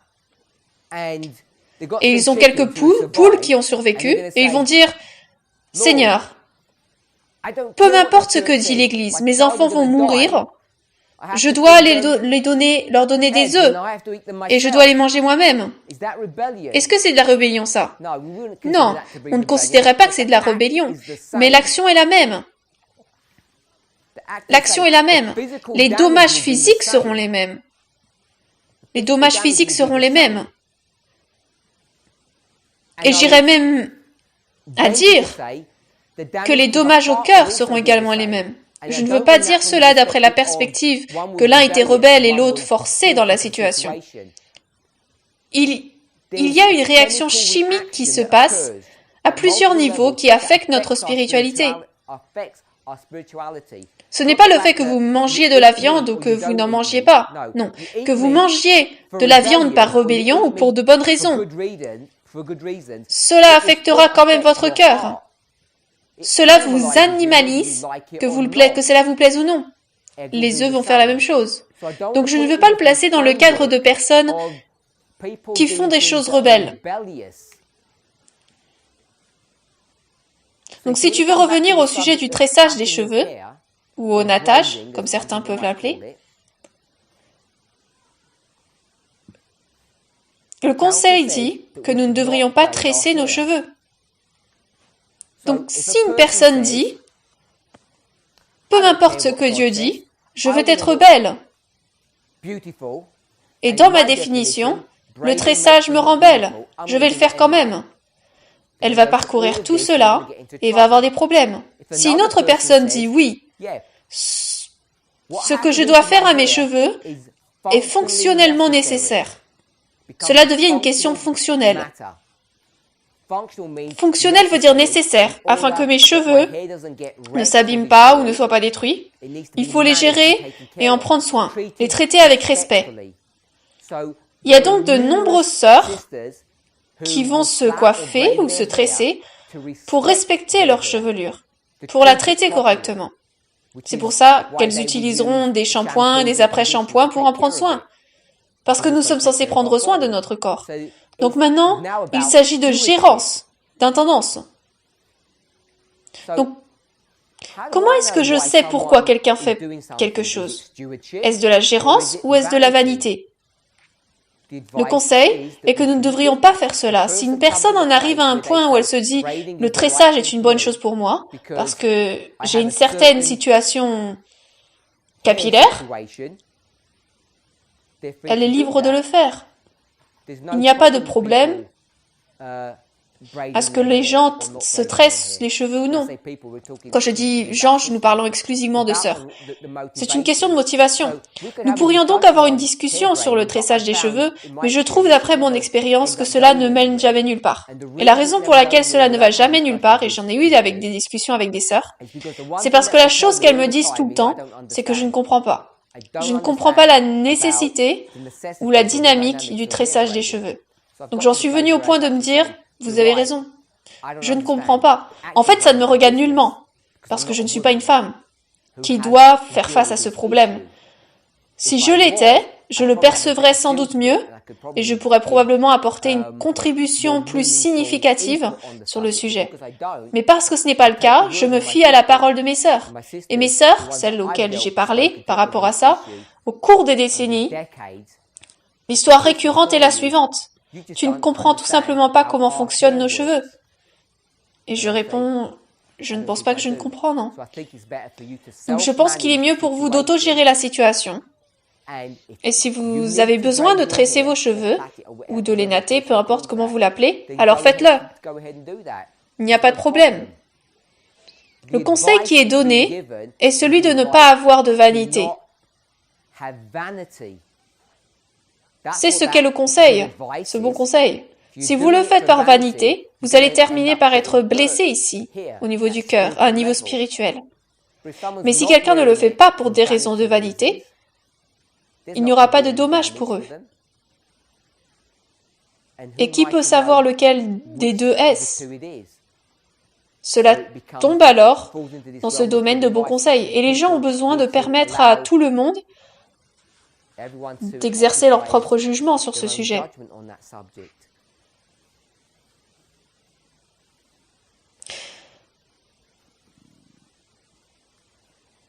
Souvent dans la discussion, quand ces choses surgissent, les gens veulent qu'une personne telle que moi, l'orateur, ou un dirigeant de quelque forme, prononce un jugement. Cela peut être ou cela ne peut pas être fait. Et je ne pense pas que je le veuille, je ne pense pas qu'il me le soit permis, et je ne pense pas que j'en ai la capacité. Et donc, lorsque quelqu'un veut commenter et dire quelle est ton opinion sur cela, mon opinion est que c'est un bon conseil de ne pas être vain. Si une personne est sûre que ce n'est pas de la vanité, il n'y a pas de problème. Si une personne croit que la raison pour laquelle elle le fait, c'est pour la vanité, ou qu'elle est une esclave de la mode, peut-être voudra-t-elle reconsidérer ce qu'elle fait. Peut-être voudra-t-elle enlever les tresses et les nattes, si c'est sa motivation. Parce que cela affecte ce cœur à un niveau très sérieux. C'est là ce que ces vœux essaient d'enseigner. Ils traitent d'un sujet très étroit, et certains d'entre eux, en fait la plupart d'entre eux, ont deux facettes. Est-il mal de manger des œufs? Les œufs sont-ils mauvais? Nous ne pouvons pas dire cela. Beaucoup trop de missionnaires médicaux vous diront que le lait de vache est un poison. Je ne sais pas combien d'entre nous croient cela, mais c'est de la folie, dans mon opinion. Il est fou de traiter un produit alimentaire de poison, tel que la viande, ou les œufs, ou le fromage, ou quelque autre de ces choses. Ce ne sont pas des poisons. Vous pouvez les manger et vous pouvez survivre, mais ils viennent à un prix. C'est la même chose pour tout ce que nous faisons, que nous appellerions ornement. La chirurgie plastique est-elle mauvaise et mal? Cela dépend, n'est-ce pas? Cela dépend. Si un homme parfaitement normal, possède un corps parfaitement raisonnable, mais qu'il regarde ce corps et n'aime pas ce à quoi il ressemble, s'il dit « je vais aller voir un chirurgien plastique et je vais me faire poser des implants dans les biceps pour qu'ils paraissent plus gros, ou dans ma poitrine pour me gonfler », la chirurgie plastique est-elle bonne ou mauvaise? Dans ce contexte, elle est mauvaise. Maintenant, si quelqu'un se brûle, que son visage a des cicatrices et qu'il reçoit une chirurgie plastique, est-ce que ça c'est mauvais? N'est-ce pas de la vanité de dire tu as une grosse cicatrice, c'est pas un problème, vis avec?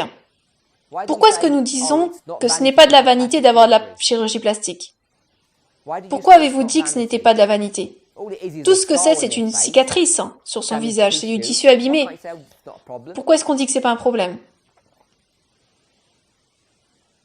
Pourquoi dites-vous que ce n'est pas de la vanité?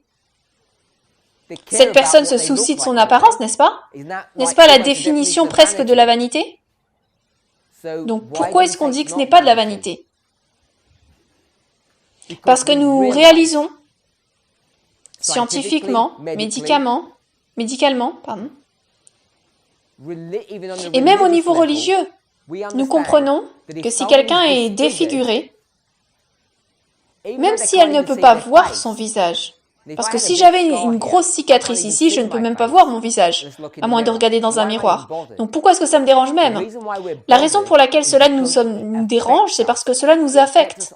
Cela nous affecte à un niveau qui nous touche directement ici. Le monde le reconnaît, les chrétiens devraient le reconnaître, et je pense que vous tous ici le reconnaissez.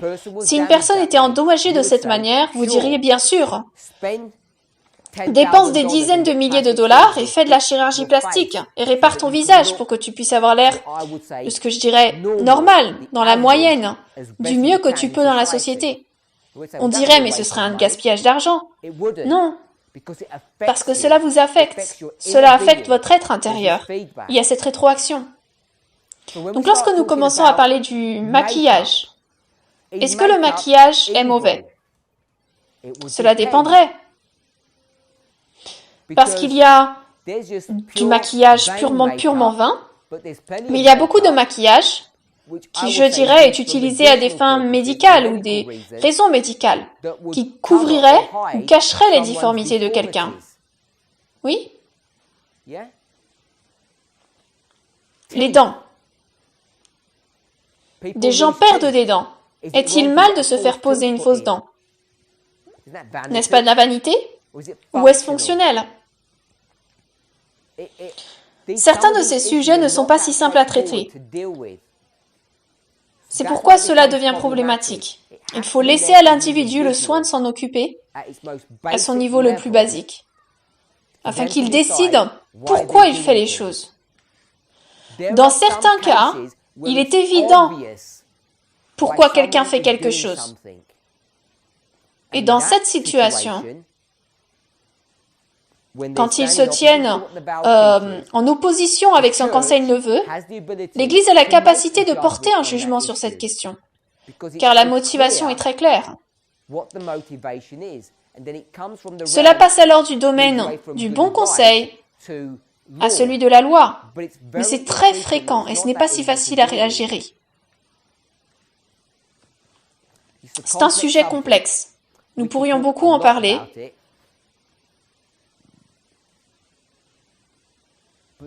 Mais la raison pour laquelle je soulève cela,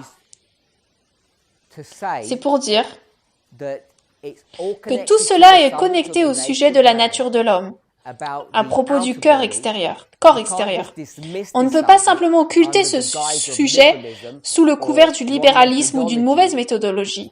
Ce n'est pas si simple à traiter. Sœur Monica, ta question portait sur les bijoux et le tressage. Qu'est-ce qui était derrière ta question? Pourquoi posais-tu la question? Quelle était ta préoccupation?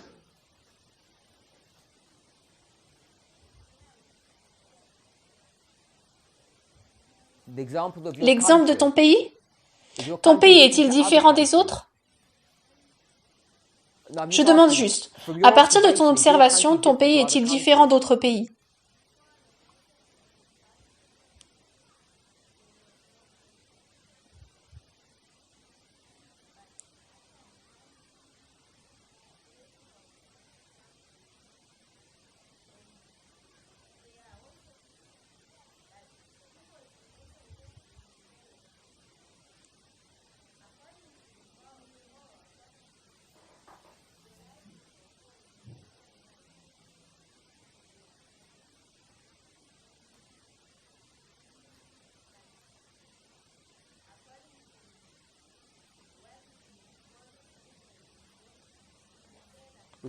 Nous l'appelons connaissance. Donc nous disons qu'il n'y a rien de mauvais dans le tressage de cheveux et les bijoux. À propos de l'ornement, je ne te demande pas de réponse. C'est qui nous quand tu as dit cela?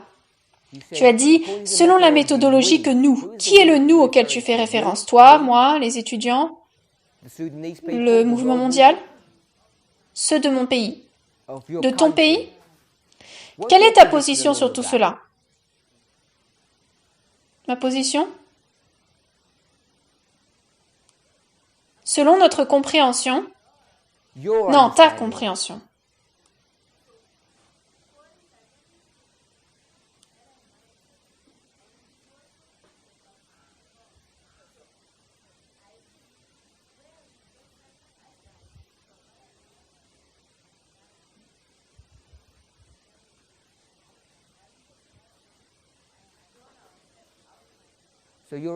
Donc tu es contre le tressage? Oui.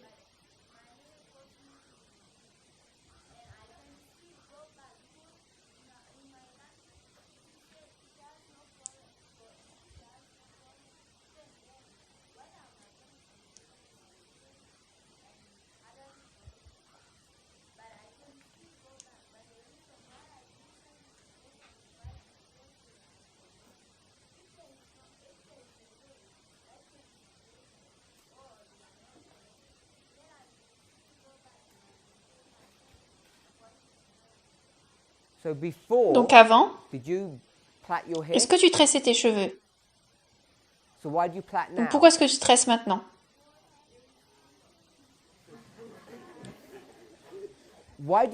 Pourquoi veux-tu tresser? Pourquoi veux-tu tresser les cheveux? Pourquoi veux-tu le faire? Pour être belle. Ok.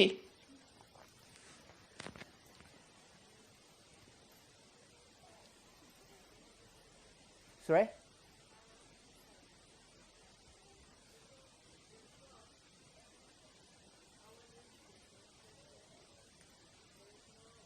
Alors j'ai une question à part, parce qu'avant, notre compréhension était qu'il n'y avait pas d'ornement, mais au moment où le message est arrivé, il y a eu un groupe de personnes qui essaient de dire quelque chose par rapport à, comme tu le dis, au conseil.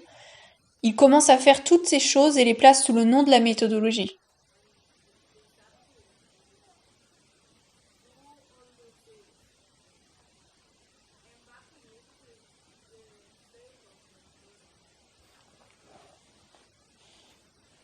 Quelle est ta position? Est-ce que tu parles du tressage maintenant ou juste en général? C'est général. Donc les gens font maintenant ce qu'ils veulent et disent qu'ils peuvent le faire à cause de la méthodologie. Est-ce mauvais?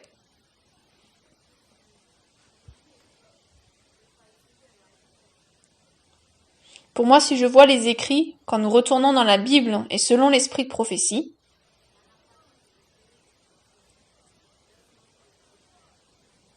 il n'y a pas, cela ne le tolère pas. Mais le problème avec cet argument, c'est que Dieu ne tolère pas que les femmes portent des pantalons non plus.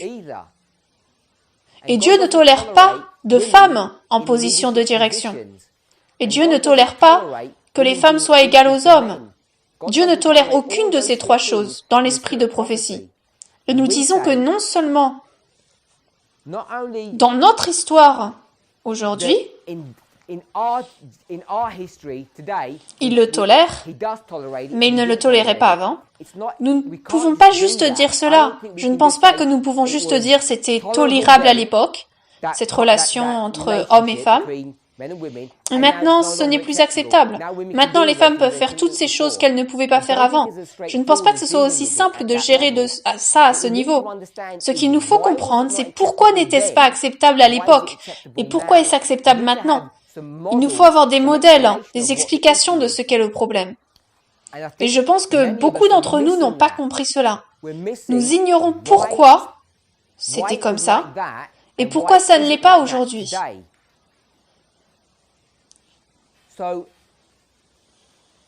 Quand tu dis cela, qu'il est simplement dit dans l'esprit de prophétie que ce n'est pas acceptable, et donc que ce n'est pas acceptable,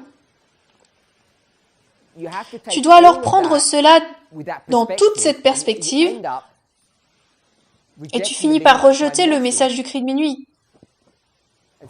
Donc je pense que nous devons l'examiner beaucoup plus attentivement. Et à mesure que les gens l'examinent plus attentivement, il est certain que nous pouvons faire des erreurs, mais nous faisons aussi beaucoup de progrès. Et nous faisons les choses qui ne sont pas des erreurs, qui sont correctes. Et je pense que nous devrions reconnaître ce que nous faisons correctement, tout autant que nous devrions reconnaître ce que nous faisons incorrectement. Donc lorsqu'on en vient à la problématique du tressage, si quelqu'un dit « je le fais par vanité », cette personne a besoin de réaliser ce que l'Écriture dit à propos de la vanité. Elle a besoin de se positionner pour elle-même et de dire « la vanité ne me nuira pas ». Maintenant, qui suis-je pour dire quelle est la différence entre avoir l'air élégant, bien habillé, quand je dis habillé, je veux dire l'ensemble, avoir l'air respectueux, comme nous le faisons le jour du sabbat, et de la vanité, où les gens veulent être beaux parce que cela leur fait du bien d'être beaux, qui est vraiment de la vanité. Il n'est pas facile de faire la différence entre les deux en tant que personne extérieure, et parfois nous ne savons même pas comment nous le faisons pour nous-mêmes. Pourquoi est-ce que je fais quelque chose? Est-ce que c'est parce que je veux être soigné, je veux avoir l'air respectueux devant toi? Ou est-ce que c'est parce que je me soucie vraiment de ce que tu penses, parce que je veux que les gens m'aiment, ou que je veux avoir l'air bien? Cela peut très facilement dégénérer en quelque chose de mauvais. Et c'est ce que ces vœux essaient de présenter. Un principe selon lequel quand vous commencez à entrer dans ces zones, et le problème, c'est que nous ne pouvons pas éviter d'entrer dans ces zones parce que nous vivons là. Ces 4 vœux contrôlent tout notre être. Donc lorsque vous y êtes, il vous faut savoir pourquoi vous faites ces choses. Et il vous faut savoir si vous les faites pour une raison qui n'est pas bonne, cela vous affectera. En fait, même si vous faites quelque chose pour une bonne raison, cela vous affectera. Si vous avez faim, que vous n'avez rien d'autre à manger et que vous mangez des œufs, vont-ils endommager votre corps? Oui. Ils vont l'endommager au niveau physique et au niveau spirituel. Même si vous le faisiez pour une bonne raison, cela vous endommagerait quand même. Maintenant, si vous mangez des œufs pour une mauvaise raison, le dommage est encore pire. Parce qu'alors cela commence à marquer votre conscience. Et c'est un autre domaine de ce sujet. Quand vous êtes en fait en rébellion, votre conscience commence à être endommagée. Maintenant, manger des œufs pour une bonne raison, n'endommagera pas votre conscience, cela vous affectera d'autres manières. Donc il y a différents degrés de préjudice. Donc lorsque nous commençons à dire, parce que le sujet du tressage a été soulevé, et nous disons maintenant que c'est un bon conseil, ce n'est pas parce que quelque chose est un bon conseil qu'il est bon de le faire. Cela veut dire que ce n'est pas imposable. Et ce n'est pas parce que quelque chose n'est pas imposable que cela veut dire qu'il n'y aura pas de conséquences. Donc nous avons parlé de cela. Les conséquences, y sont écrites. Donc vous savez qu'Ellen White dit que les 10 commandements sont comme la loi, la règle d'or si on peut l'appeler ainsi. Et normalement, les gens diraient que la santé viendrait plus bas. De bons conseils, si vous voulez. Qu'est-ce qu'Ellen White dit? La santé est aussi sacrée. Et donc, lorsque nous disons aussi sacré, on va un peu plus loin et on dit égal. Donc, si vous brisez le commandement sur le vol, que va-t-il se passer? Vous mourrez. Donc, parce que les lois de la santé sont montées si haut qu'elles sont égales, qu'elles sont aussi saintes, nous disons par conséquent, si vous brisez cette règle, qu'est-ce qui va se passer? Vous allez mourir. Mais je ne pense pas que c'est le cas. Je ne pense pas que vous mourrez à cause de ces choses. Comment est-ce que je sais que c'est correct? Vous savez, Dieu dit, tu ne tueras pas. Il ne dit pas, tu sais ce qui se passe? Nous avons trop de personnes dans le monde aujourd'hui et elles vivent trop longtemps.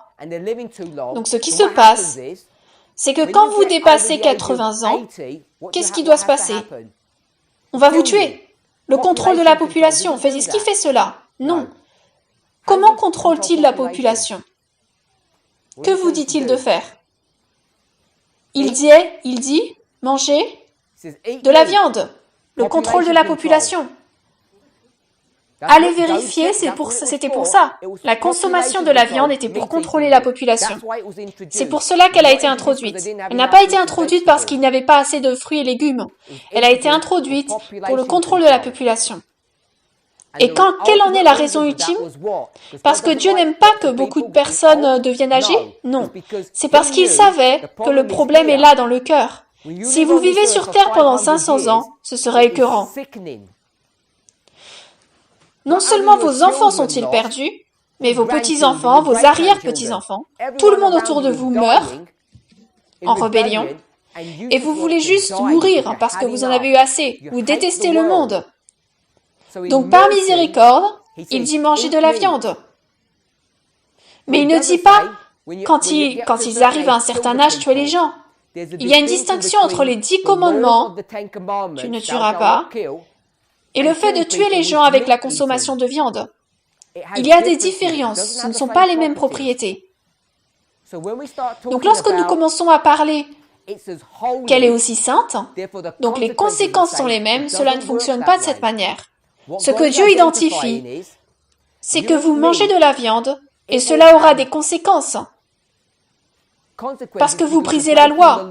Quelle loi brisez-vous? Les lois de la nature. Et les lois de la nature vont mordre en retour, si je peux le dire ainsi, n'est-ce pas?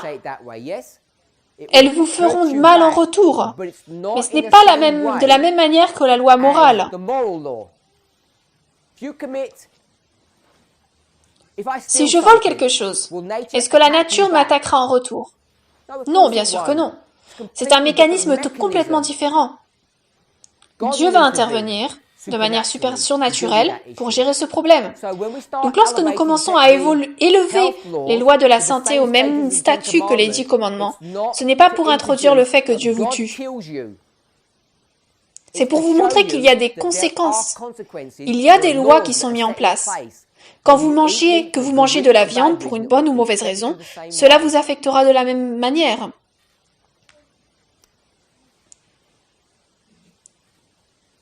Nous avons plus que dépassé le temps, donc je ne peux plus prendre de questions. Je voulais confondre cela avec les 4 vœux. Est-ce que quelqu'un peut nous donner les nombres, les numéros? C'est les vœux 17 à 20. Ce que vous mangez, comment vous vous habillez, votre temps de loisir et où vous habitez. Ce sont les 4 choses qui contrôlent fondamentalement votre vie. C'est ce sur quoi l'adventisme est expert. Nous sommes tellement experts, c'est tout juste comme le sabbat, nous sommes devenus experts sur le sabbat, tellement que c'est devenu légaliste. Et c'est ce que nous avons fait avec ces commandements, nous les avons transformés en règles légales. Et le problème est que si vous donnez aux gens la liberté, ils peuvent en abuser. Et il devient pratiquement impossible de faire la police sur ce sujet. Cela devient impossible à contrôler. Dans certaines circonstances uniques, vous pouvez les contrôler, lorsque les règles sont définies. Et certains de ces sujets sont assez bien définis. D'autres ne le sont pas. En fait, la plupart d'entre elles ne le sont pas parmi ces 4 vœux. Sur les multiples niveaux qu'ils comportent, parce qu'il y a tellement de problèmes circonstanciels à gérer, que cela devient ingérable. Donc vous laissez les gens à leurs propres moyens et vous dites « Allez-y et faites ce que vous voulez ». Nous avons donc une règle. Quand vous venez à l'église, pas d'œufs. N'est-ce pas? Est-ce que c'est une loi ou un bon conseil? Ça, c'est une loi, ce n'est pas un bon conseil. Si vous apportez des œufs, ils ne seront pas acceptés dans notre bâtiment ou sur notre table. Nous allons dire « Nous n'en voulons pas ». C'est facilement définissable. C'est soit des œufs ou pas d'œufs. Maintenant, nous disons, si vous avez mangé des œufs vendredi, vous ne venez pas à l'église. Est-ce imposable? Bien sûr que non, vous ne savez même pas si quelqu'un l'a fait. C'est un bon conseil. Donc c'est vraiment subtil plus on y pense. Je voulais donc garder les études simples. Quand on fait une étude simple, cela soulève beaucoup de questions, je comprends. Donc un bon conseil semble dangereux. On dirait qu'on peut faire ce qu'on veut. Et on ne peut pas faire ce qu'on veut, juste parce que c'est un bon conseil. Cela reviendra vous faire du mal si vous ne suivez pas le conseil. Et parce que ce n'est pas un système légal, cela vous fait encore plus de mal, parce que vous ne réalisez même pas que ça fait des dégâts. C'est comme quand vous mangez une mauvaise nourriture, cela vous ronge votre système et vous ne le savez même pas. 20 ans plus tard, vous finissez par avoir un cancer et vous pensez comment est-ce que ça s'est produit. Okay. Prions.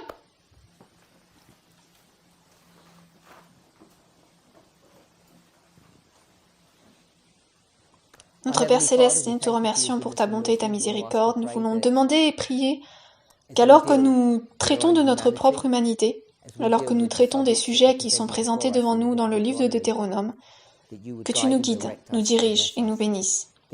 Ce sont là des problématiques qui confrontent ton mouvement en ce moment même. Seigneur,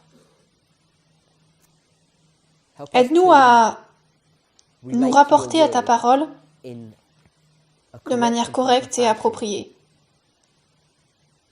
Seigneur, lorsque tu nous dis de faire quelque chose, aide-nous à nous rappeler que tu ne le fais pas pour gaspiller ton souffle. Que chaque instruction, chaque conseil que tu nous donnes, chaque avis, est là dans un but, pour nous aider et pour nous protéger. Que nous puissions comprendre pourquoi tu nous dis de faire quelque chose et pourquoi tu nous dis de ne pas faire quelque chose. Nous savons que tu veux que nous prenions des décisions intelligentes, parce qu'elles finissent par être les bonnes décisions. Sois avec nous et bénis-nous en cette journée de préparation. Nous prions au nom de Jésus. Amen.